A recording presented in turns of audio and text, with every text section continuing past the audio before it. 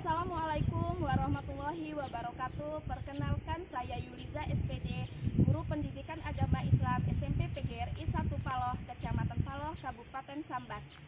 Sekaligus saya sebagai mahasiswa PPG dalam jabatan tahun 2024 Angkatan 2 di LPTK IAIN Pontianak.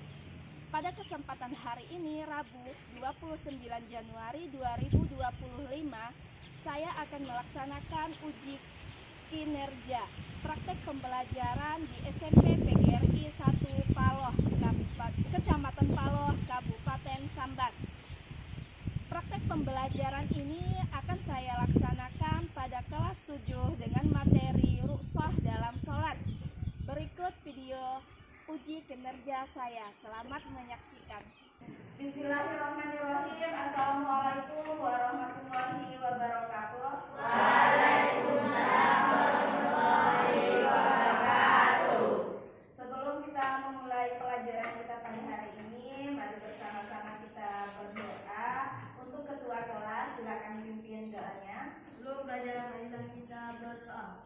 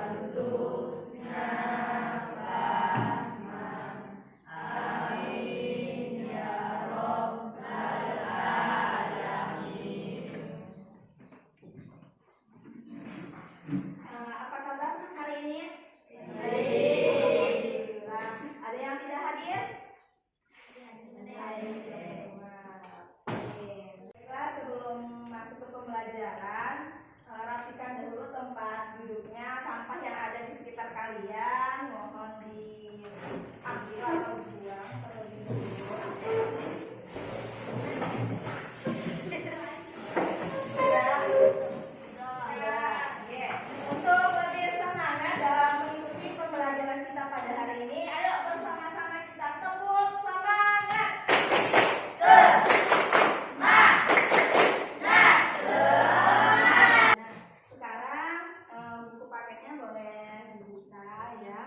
Sekarang kita mempelajari mengenai ruqsah, yaitu di bab 6 ya.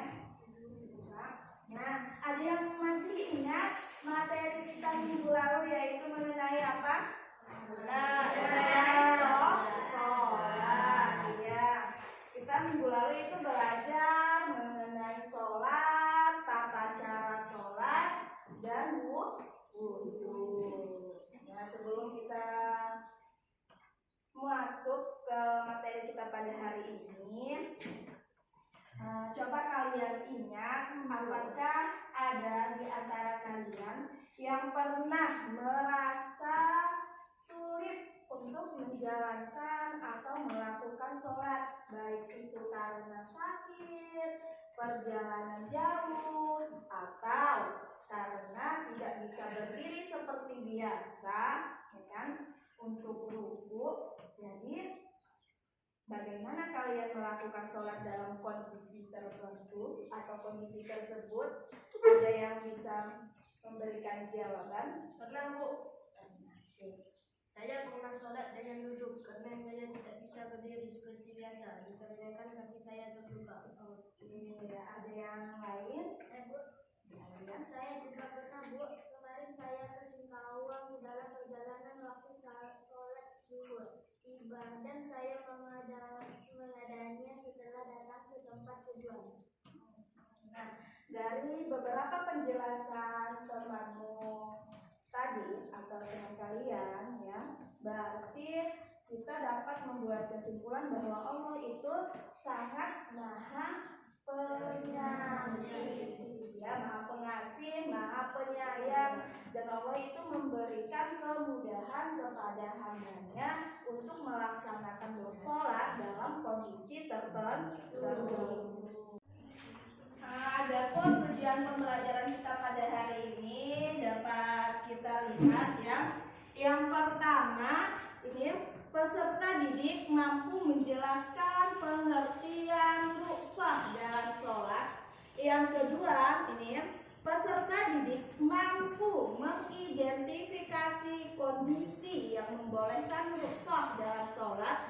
Dan ketiga, diharapkan peserta didik mampu memahami hikmah dari adanya rukshoh dalam sholat.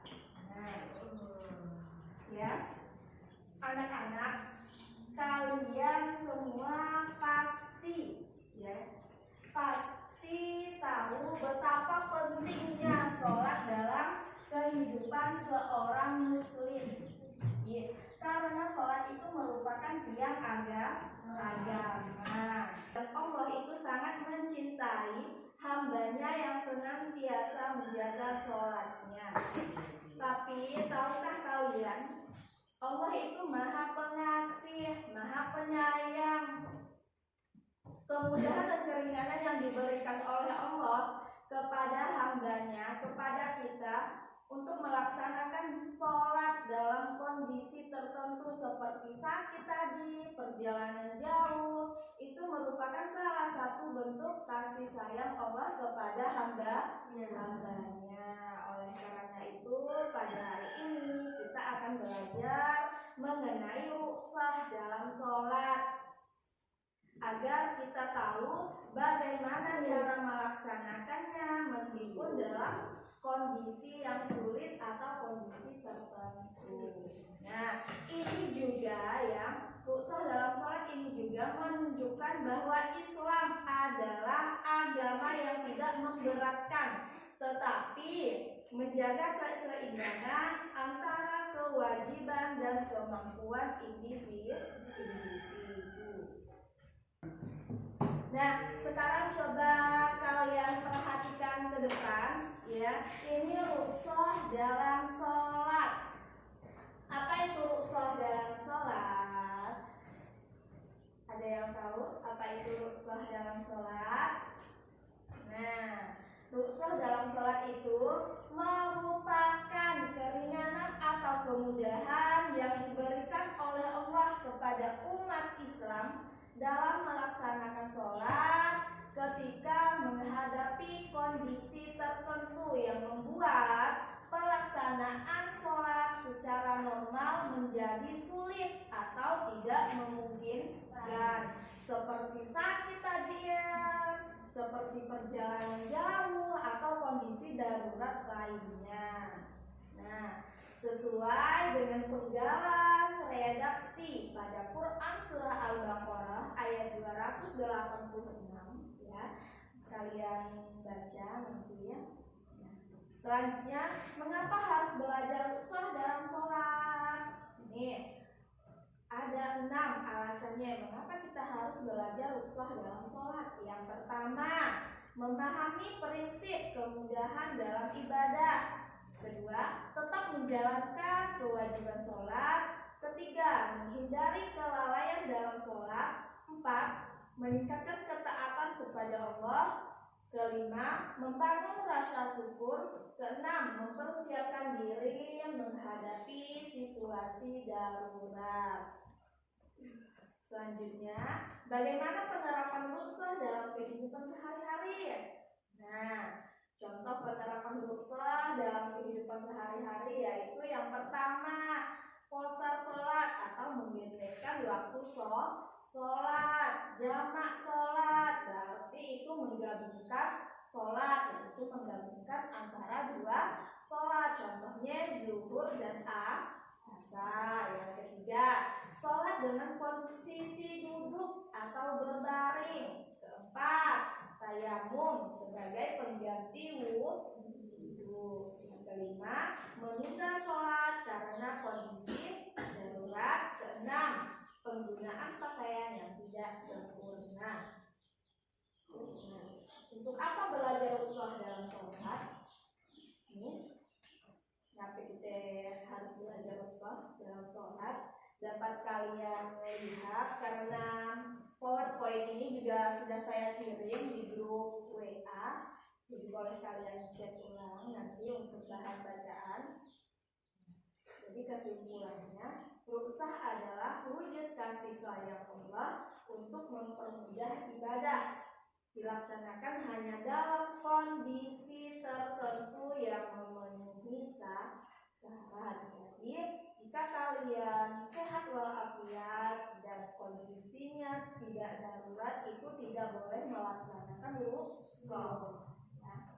Yang ketiga, tetap bertujuan untuk menjaga hubungan dengan Allah Subhanahu wa Ta'ala melalui ibadah. Nah, sekarang coba kalian perhatikan. Di sini ada skenario. Coba kalian baca baik-baik ya. Coba dibaca baik-baik skenario ini. Sudah? Sudah. Nah, ya. Ini satu, dalam perjalanan, ya kan? Lalu tiba waktu sholat.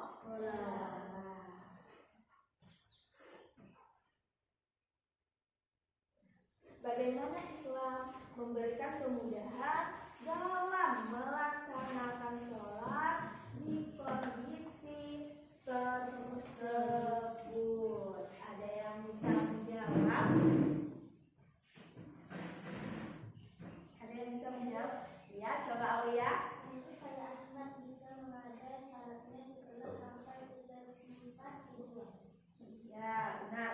Menurut Aulia, Ahmad itu bisa mengqada sholatnya ketika sampai di tempat tujuan. Ada yang lain? Benar menurut Aulia, tetapi saya ingin menambahkan, Ahmad juga bisa melaksanakan salat di dalam bus tersebut dengan posisi ini. Iya, benar. Tepuk tangan untuk Aulia dan Yeye. Nah, ya, Ahmad itu bisa melaksanakan atau mengqada sholatnya ketika sampai di tempat tujuan. Juga Ahmad bisa melaksanakan sholat di dalam bis tersebut dengan posisi duduk. Oke, nah sekarang Ibu akan membagi kalian menjadi 4 kelompok ya, 4 kelompok dan masing-masing kelompok itu terdiri dari 5 orang. Nah, yang dimana aspek yang dinilai dalam kelompok ini ada aspek individu dan kelompok. Yang individu itu yang dinilai adalah keaktifan kalian dalam memecahkan masalah saat berdiskusi, dan kelompok itu yang dinilai kerjasama kalian dalam tim untuk menyelesaikan masalah tersebut.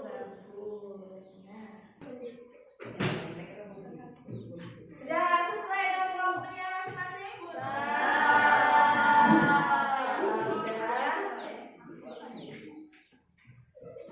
LKPD untuk kelompok 1.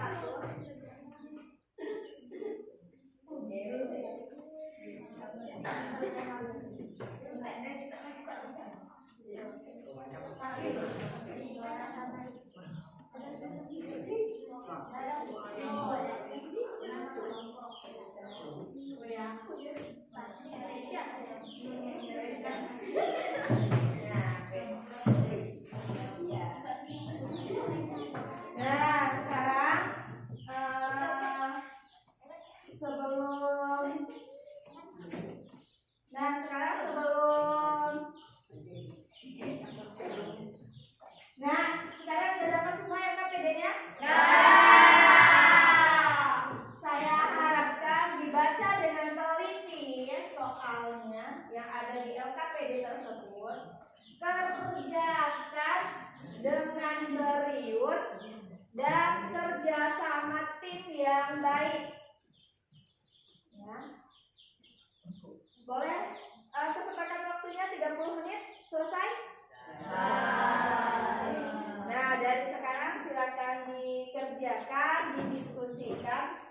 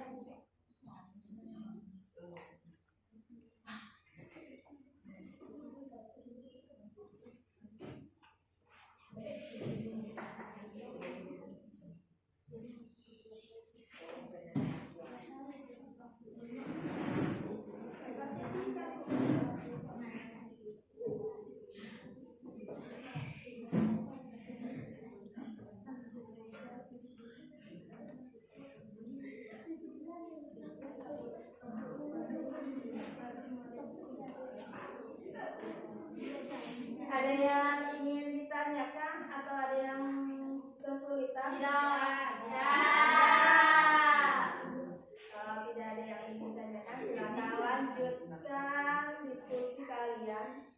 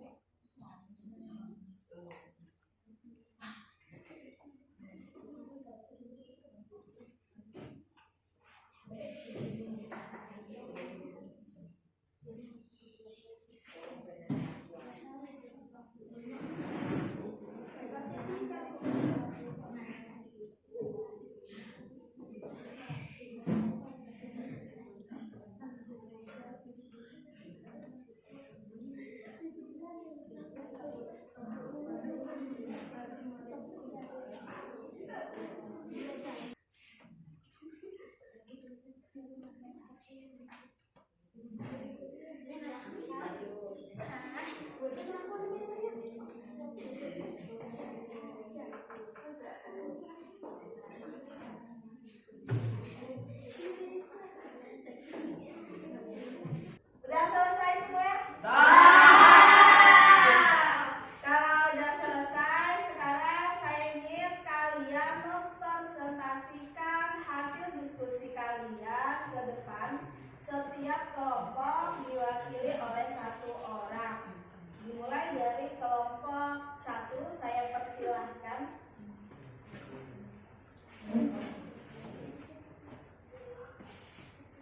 Assalamualaikum warahmatullahi wabarakatuh. Waalaikumsalam warahmatullahi wabarakatuh.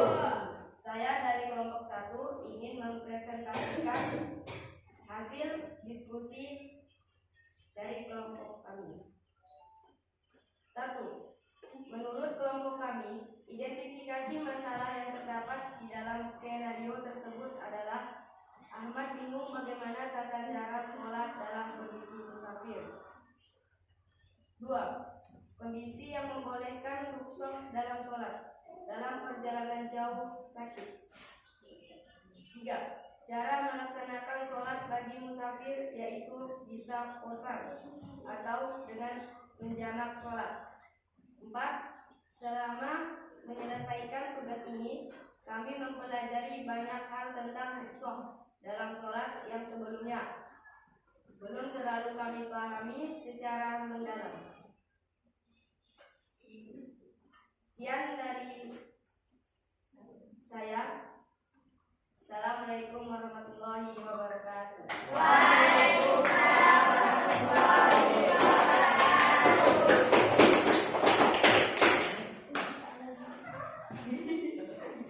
Nah, sekarang ada yang ingin menambahkan hasil diskusi dari kelompok 1?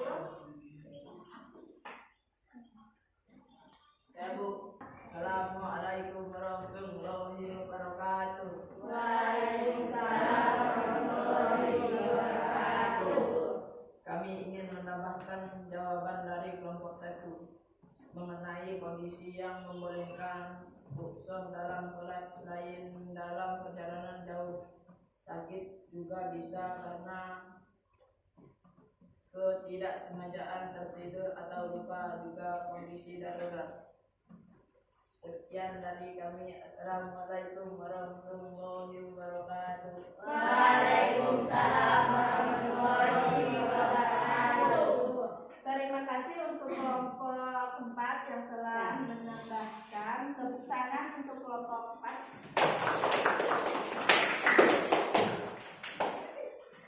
Selanjutnya untuk kelompok 2, saya persilahkan maju ke depan.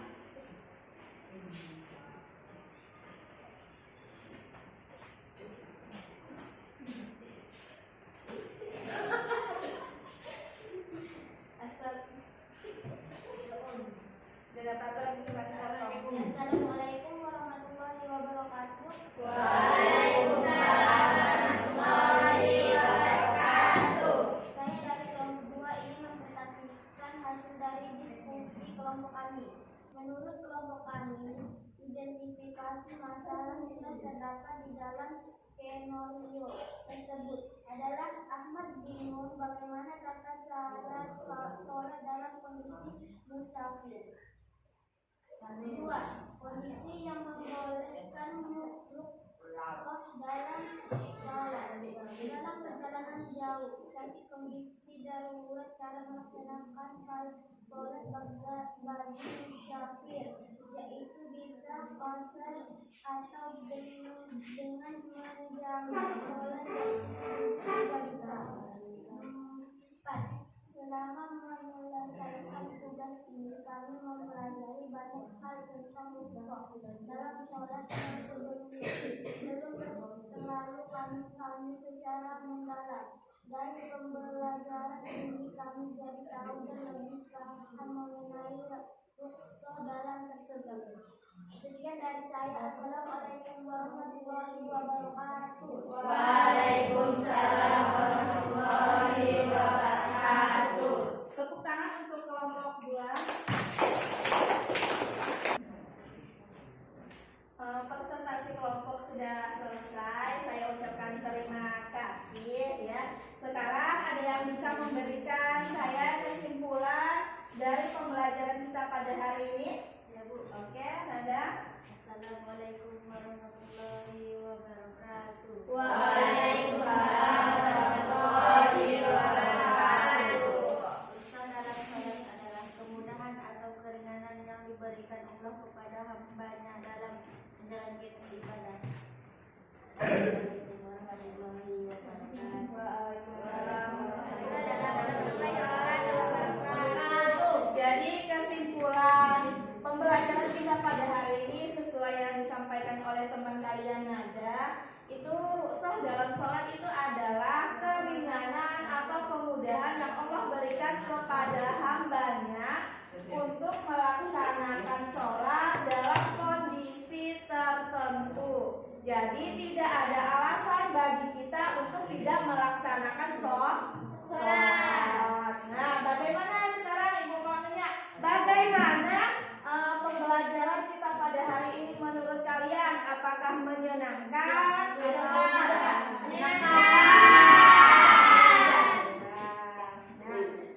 Apakah ada materi yang tidak kalian pahami atau tidak kalian mengerti? Paham atau tidak?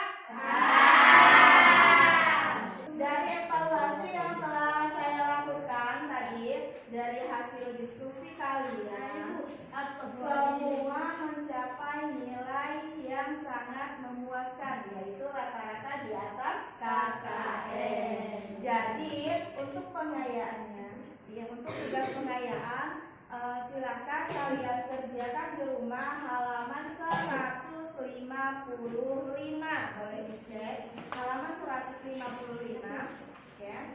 Jadi dikumpulkan hari Rabu depan. Mengerti?